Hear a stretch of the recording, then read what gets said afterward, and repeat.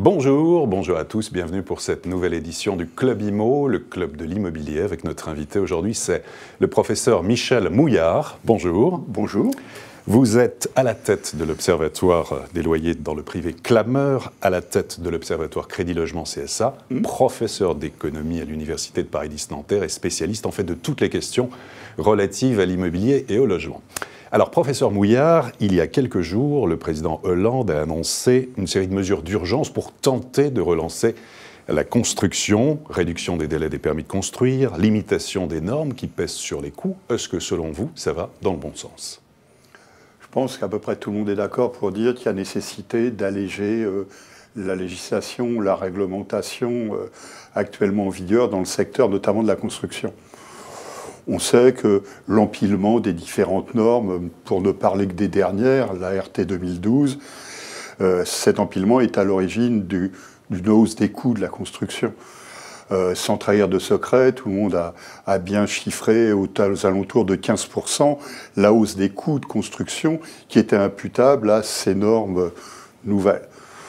Il est évident que c'est une situation qui est difficile à supporter pour les acquéreurs dans un contexte de crise économique et sociale tel celui qu'on connaît.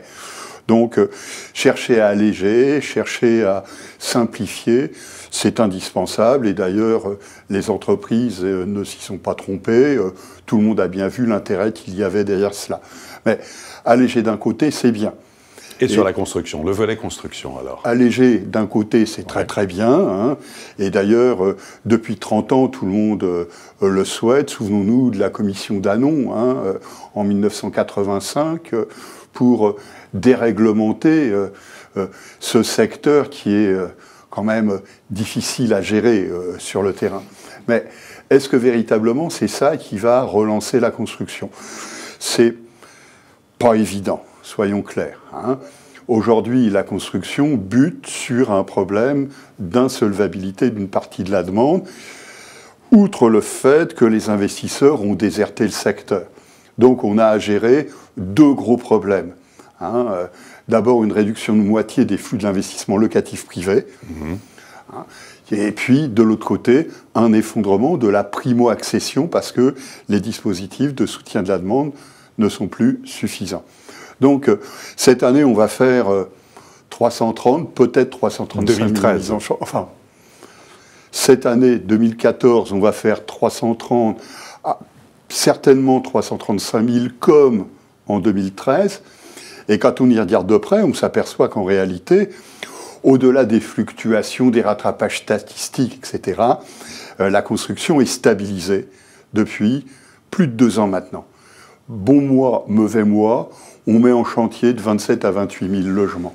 C'est-à-dire qu'en fait, l'encéphalogramme est plat. Et pour le moment, on ne voit pas comment la construction va se relever si rien n'est fait pour la primo-accession, si rien n'est fait pour l'investissement locatif privé. Alors, ça voudrait dire, par exemple, des aides supplémentaires en direction des primo-accédants ? Alors déjà, si la construction s'est stabilisée, c'est parce qu'il n'y a plus de dispositif de soutien à dégrader.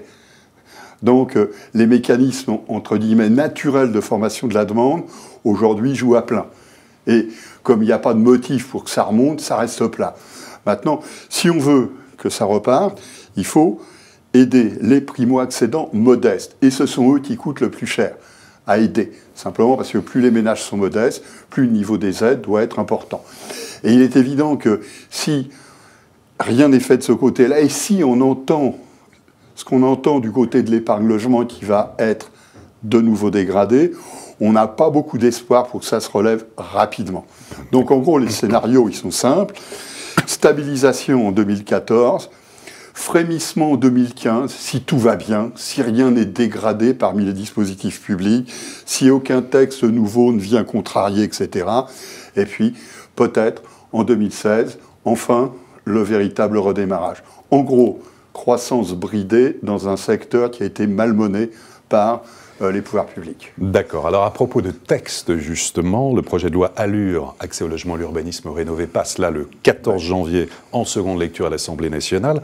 Si la mesure est adoptée d'encadrement des loyers, quel effet cela aura-t-il selon vous? Alors, souvenons-nous que l'objectif initial était d'alléger la charge de logement des ménages, notamment les plus modestes, qui ont de grosses difficultés pour accéder à un logement. C'était l'argument qui était avancé. Quand on y regarde, on s'aperçoit que finalement, qu'est-ce qui va se passer? Ce sont les loyers les plus élevés qui vont être réduits, pour simplifier. En gros, ceux qui sont au-dessus de 20% de la médiane, ce qu'on appelle la médiane majorée. Si on prend une ville comme Paris, ça va concerner 23-24% du marché. Ce sont les loyers qui vont être au-dessus de 28 € du mètre carré, en moyenne. Mais on a vu qu'il y a un certain nombre d'amendements parlementaires qui ont eu comme conséquence de faire que cette médiane majorée devrait être calculée par type et non pas sur l'ensemble du marché. Ça signifie que, par exemple, les studios vont voir le niveau de leur loyer baisser à partir de 32 € du mètre carré. Il est clair que ce ne sont pas les ménages modestes et très modestes qui sont dans des logements à des loyers de 32 € du mètre carré. Donc le dispositif va faire baisser des loyers peut-être, mais pas les loyers des ménages les plus modestes. D'autant que sur le très bas des loyers, ce qu'on trouve sur Paris aussi, sur le très bas des loyers, donc sur les 10% inférieurs du marché, une possibilité est offerte de la remise à niveau des loyers.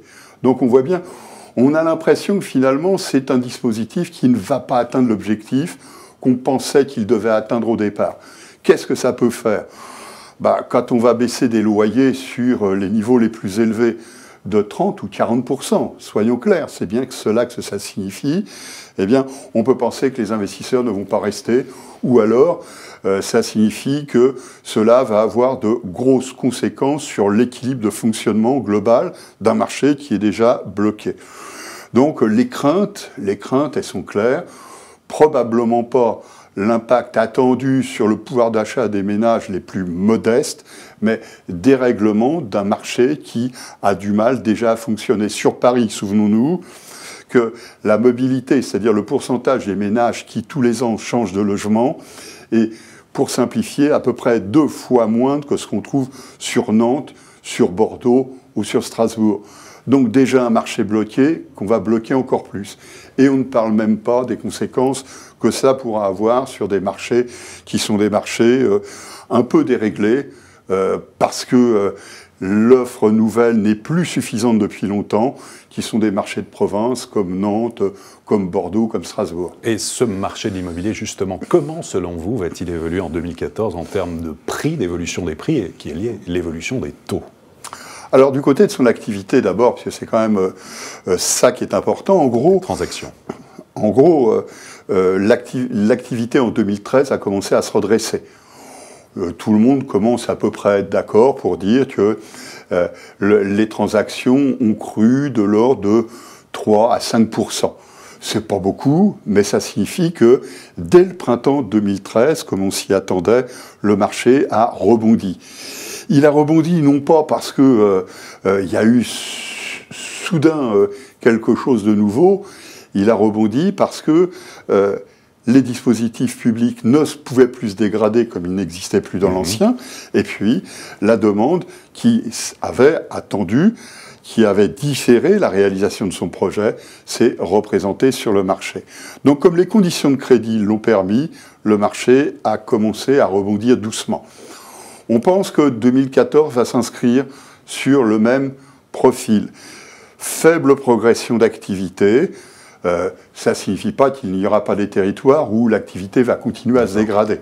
Ça signifie que, globalement, France entière, on devrait être sur une progression d'activité 3-4%.